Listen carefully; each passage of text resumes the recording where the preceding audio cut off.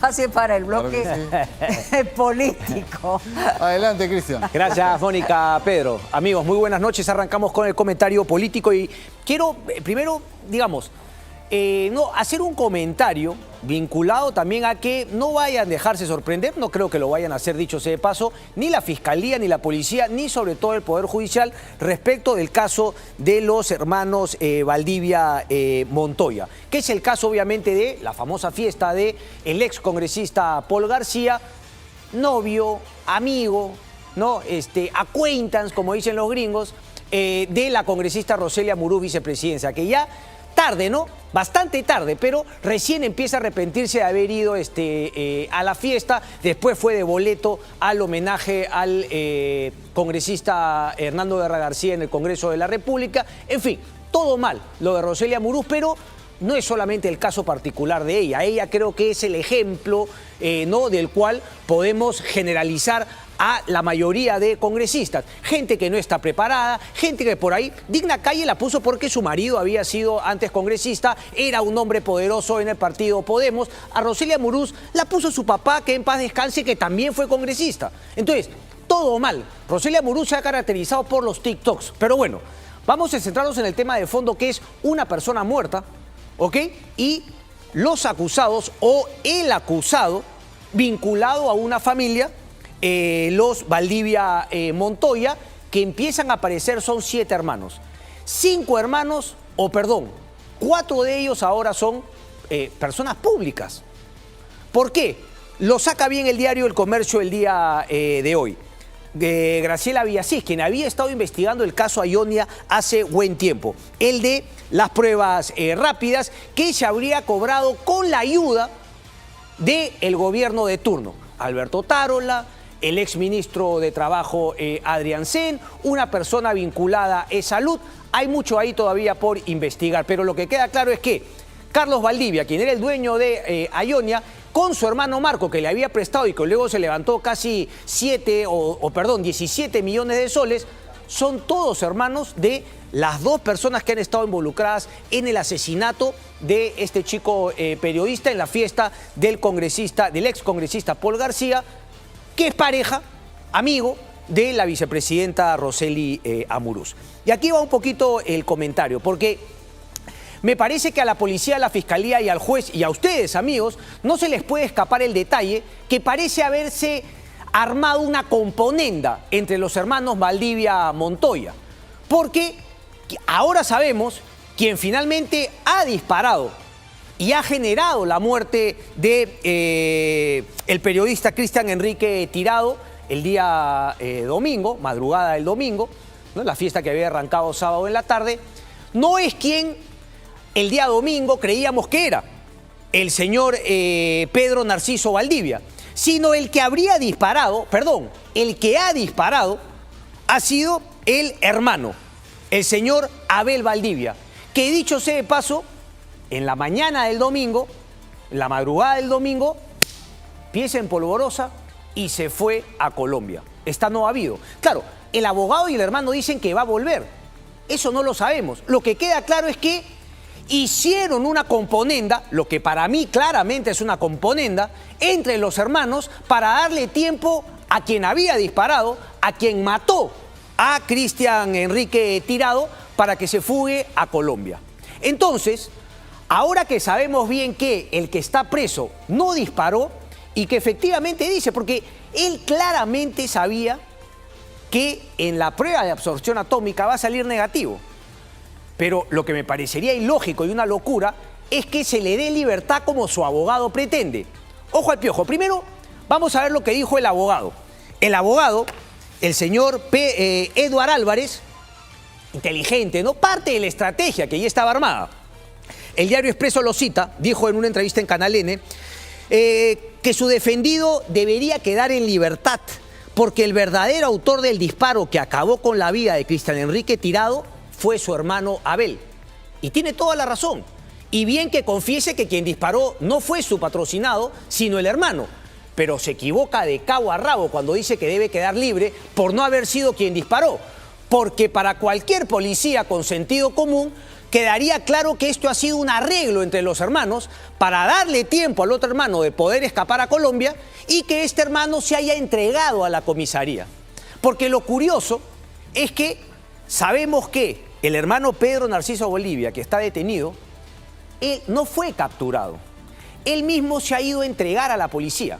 Y aquí empieza el problema, cuando en un video de la noche del asesinato, de la muerte, empieza a correr el nombre equivocado de Pedro Narciso Valdivia, aunque también se menciona el nombre Abel, pero a partir de ahí en redes sociales y nosotros medios de comunicación hemos ido con la noticia equivocada que habría permitido al verdadero causante salir finalmente para Colombia y esta persona entregarse. Lo curioso es que en el video con la policía, y además son como gotas de agua los dos hermanos, en el video con la policía, el chico, Pedro, que está preso, va y dice: sí, yo he venido a entregarme porque he venido acá a denunciar que me han querido matar, me han querido agarrar a cuchillazos. Claro, seguramente él está queriendo tratar de generar una cierta confusión de que a él lo han tratado de matar y que se habría querido defender su hermano y por eso habría disparado. Pero ni siquiera sabía quién iba a denunciar, porque dice, no sé el nombre. ¿Quién se acerca a denunciar a alguien por haberlo querido atacar y ni siquiera sabe el nombre? A mí me parece que esto claramente estaba armado, ¿no? Para quien verdaderamente era responsable ahora está en Colombia. Ahora, digo yo, si el hermano regresa, me callan la boca, enhorabuena. Se habrán confundido, habrán recapacitado y quieren efectivamente afrontar la justicia. No vamos. Vamos a ver el video que se propagó en redes sociales y que obviamente fue recogido por la prensa, ¿no? Minutos después de lo que habría sido el disparo. A ver. Dila, llama a emergencia, llama a ambulancia. El hermano de Valdivia disparó a mi hermano. Llama a ambulancia, el hermano de Valdivia disparó a mi hermano. Ha disparado a mi hermano, el hermano de Valdivia. Vamos. Graba la cámara. ¿Quién está con pistola? A ver, por favor, una ambulancia. Rápido, una ambulancia. Acá, en la esquina de mi hermano. Una ambulancia. Sí. Pasa, por favor. Hermano. Correcto. Ahí está. Ahí es cuando empieza justamente, los nombres Abel, pero ahí el dato que se tenía era Valdivia. Luego en los medios comienza a hablarse de Pedro Narciso, quien se habría entregado en horas de la mañana cuando el hermano Abel ya se había ido a Colombia, ya se había fugado. Repito, ojalá que regrese y habrá sido pues un momento de confusión, pero hasta que no regrese, la justicia bien podría decir, oye, aquí parece que ustedes hermanos se han puesto de acuerdo para tirar un poco de humo, para que el verdadero causante se fugue y para que haya venido el hermano, se haya entregado, haya acusado un intento de homicidio más bien contra él frustrado, sabiendo que la prueba de absorción atómica iba a salir negativo, como seguramente va a salir, lo dejen en libertad y el otro hermano también se mantenga en libertad y ha fugado en otro país. ¿No? Porque aquí queda claro que si es que el hermano no regresa de Colombia, ha habido un concierto de voluntades entre los hermanos para hacer que uno fugue y el otro se quede sabiendo que el examen va a salir negativo. Así que a la justicia. Y miren el otro detalle, ahí está la foto, son los dos en los extremos, ¿ok? Foto del diario El Comercio, le damos el crédito ahí también. En el extremo derecho está Pedro, ¿no? Quien está detenido, y en el extremo izquierdo de polo blanco está Abel. Al costado de Abel está Carlos Valdivia, el que tiene el tema de Aionia, y el otro hermano fue Marco, quien prestó el dinero también. En toda la investigación que ha desarrollado en profundidad Graciela Villasís de la Unidad de Investigación del diario El Comercio. Ahí está. Repito, ojalá me calle la boca, regrese el hermano, ¿no? Y afronten la justicia como tiene que ser. Independientemente, el tema político, vaya, ya lo dije, Roselia Amuruz, ¿no? Le gusta la fiesta, uno analiza, todo ha sido TikToks, no tiene ningún proyecto, no da ninguna entrevista porque no tiene qué decir, viejo. Entonces, ese es el nivel, desgraciadamente, y habría que preguntarse también con los votos de quién o cómo así Avanza País permitió que Rochely Amuruz no llegue al Congreso de la República. Pero, y ahí nuevamente en las redes sociales la verdad es que confunden papas con camotes, ¿no? Porque de ahí a poner al mismo nivel, porque Adriana Tudela ha sacado la ley del cine que no le gusta a mucho grupo de gente, incluso yo que soy crítico con Cabero, pero ponerlos al mismo nivel a Cabero, Adriana, ¿no? Pues, pero es que, la verdad, de un extremo a otro. Dejo este tema. El otro tema importante es esta peleita que se está armando entre la Contraloría General de la República, específicamente el Contralor Nelson Schack y el Procurador General Daniel Soria Luján. Vamos con algunos detalles que me ha ayudado la unidad de investigación, específicamente Ana Briceño con el trabajo. Vamos con datos duros, datos. Daniel Soria nombrado como Procurador General el 3 de febrero del 2020. ¿Quién lo nombra? En la época del gobierno de Martín Vizcarra, Ana Teresa Revilla. Es más, el nombramiento lleva la firma de ambos. Es un cargo igualito al de Ana Jara, ojo. Y Ana Jara lo más probable es que también cuando vaya al Poder Judicial vaya a ganar. Pero en el tema de fondo no coinciden, son distintos. Porque a una claramente la sacaron por un tema político que tendrá que responder, ¿no?, la exministra, toda suavecita, que se tumbó a quien era su jefa. O sea, una traición absoluta. ¿Cómo se llamaba la ministra de Transportes y Comunicación? Tantas veces hablé de ella, ya ni siquiera me acuerdo. Castillo, Lasarte, ¿no? En fin, Paola Lasarte, para el olvido. Luego, en el año 2021, al poco tiempo de haber sido, ¿no?, de juramentar Pedro Castillo como presidente de la República, ustedes recordarán que nombró a Daniel Salaverry como jefe de Petroperú. Bueno, ahí empieza Daniel Soria a ser implacable con Pedro Castillo. Enhorabuena, como tendría que ser un procurador. Pero no lo fue así con Martín Vizcarra y durante el gobierno de los que lo nombraron. Ahí sí, Daniel Soria no, pero parece que el hombre tiene una ubicuidad para saber con quién ponerse gallito y con quién no. Y efectivamente, ¿de qué acusó al gobierno de Pedro Castillo? De que Daniel Salaverry no cumplía con los requisitos para Petroperú. Vaya, lo mismo de lo que se le acusa al Procurador General de la República, Daniel Soria Luján. En diciembre del 2021, Soria vuelve a denunciar a Pedro Castillo. Me parece que era lo adecuado, lo correcto, ¿no? Pero repito, la facilidad con que a uno le da y a otros no tanto. ¿Por qué? Por el tema de Karelim López. Ante los cuestionamientos de Soria contra Castillo sale el ubicuo Eduardo Pachas, el abogado del expresidente Pedro Castillo, y dice en enero del 2022 que el procurador no cumplía con los requisitos para ejercer el cargo. Aquí es donde a mí se me complica el tema de la Contraloría General de la República, porque efectivamente ante esa mala leche con el procurador, porque obviamente el gobierno se sentía que el procurador lo denunciaba correctamente, en la Contraloría General de la República, la oficina en el Ministerio de Justicia, justo en esa época, habría que buscar en detalle qué fue antes, ¿no? Si es que lo que dijo Eduardo Pachas o el informe de la Contraloría, pero uno se podría preguntar, ¿cómo así desde el año febrero 2020, cómo así recién en febrero del 2022, 2 años después, la Contraloría se da cuenta que el señor Daniel Soria no cumplía con los requisitos? ¿O es que hay un informe previo? No lo he podido encontrar. Es decir, habría una coincidencia entre el malestar del Ejecutivo con Daniel Soria y el informe de la Contraloría contra Daniel Soria. Eso es cuestionable y eso levanta una ceja. Pero vámonos al fondo de lo que decía el documento. ¿Qué decía el documento? Que no cumplía con los requisitos. Y ahorita les voy a decir porque eso de no cumplir con los requisitos, desgraciadamente, más allá de esta peleita, es un tema generalizado en el Estado. Sigo entonces, que el tiempo me gana. ¿Cuál era el tema de fondo? Que no cumplía con los requisitos porque tenías que haber defendido al Estado, tendrías que haber litigado y él, en su trabajo de la Defensoría, según la Procuraduría, no lo habría hecho, no coincidía. Esto lo tendría que definir un constitucionalista, no sé. Pero aquí empieza justamente la victimización de Daniel Soria, porque efectivamente Pedro Castillo, como buen corrupto, y Aníbal Torres, como otro buen corrupto, le cortan la cabeza a Daniel Soria utilizando el informe de la Contraloría.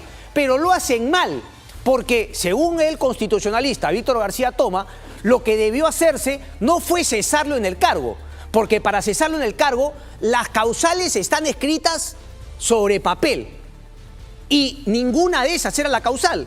Aquí lo que se tenía que decir era que no había cumplido con los requisitos iniciales. Pero el gobierno, como eran torpes, ¿no? Como eran ineptos, le cortaron la cabeza igual. Y al cortarle la cabeza de manera irregular en la forma, el señor Daniel Soria fue al Poder Judicial.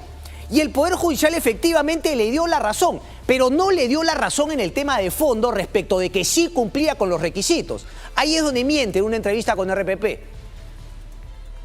Nunca dijo ese tema. Lo que dijo fue que efectivamente se debió hacer un proceso contencioso administrativo, que no fue lo que se hizo, sino que se invocó el cese, la causal, y esa causal no se había dado. Por lo tanto, el Poder Judicial le dijo, tienes que regresar. Por eso en el 2023, y aquí viene el otro tema, nuevamente, la Contraloría emite otro informe diciendo que tampoco cumple. Esto ha sido ahorita.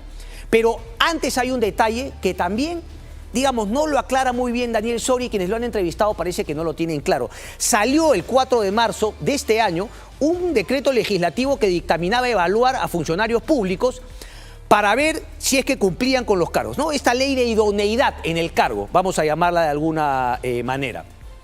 Y hay un ejemplo particular, el ejemplo del señor Julián Palacín, hijo. ¿Y qué decía la ley? Que el ente, el ministerio al cual estaba adscrito ese organismo, tendría que evaluar a la persona. Indecopi se diría que está adscrito a la PCM. El departamento de la PCM evaluó a Julián Palacín y encontró que no cumplía los requisitos, le cortaron la cabeza, nadie dijo absolutamente nada. Pero aquí lo curioso, en el caso de Daniel Soria, no fue el Ministerio de Justicia, sino que fue la propia Procuraduría General de la República. Es decir, los subordinados de Daniel Soria evaluaron y ¿qué creen que concluyeron? Que Daniel Soria cumplía los requisitos. Simplemente le mandaron el informe al Ministerio de Justicia y el Ministerio de Justicia le puso un check. O sea, ahí también hay una irregularidad. Y por eso es que la Contraloría, a finales de septiembre, ahorita, hace algunos días, ha vuelto a sacar otro informe diciendo que no cumple con los requisitos. Y no se equivoca la Contraloría. No se equivoca la Contraloría, pero ahora nuevamente el tema de la victimización. Daniel Soria sale a decir que seguramente es por el trabajo que está haciendo contra Dina Boluarte. Bueno, a mí eso me genera una risa irónica, por no decir que es una paparruchada de Daniel Soria, como es típico de funcionarios públicos haciéndose la víctima, considerándose héroes y poniendo en segundo plano a la institución. No me pongas ese tema.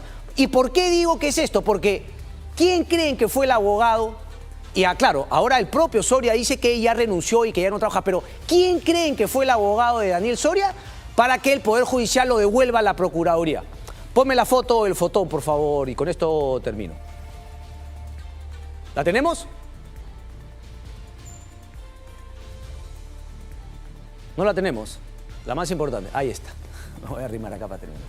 Joseph Campos, el propio abogado de la presidenta Dina Boluarte. Entonces, dentro de esta peleita, ¿no?, contra Dina Boluarte, todo el mundo dice, ay, a Daniel Soria lo están criticando.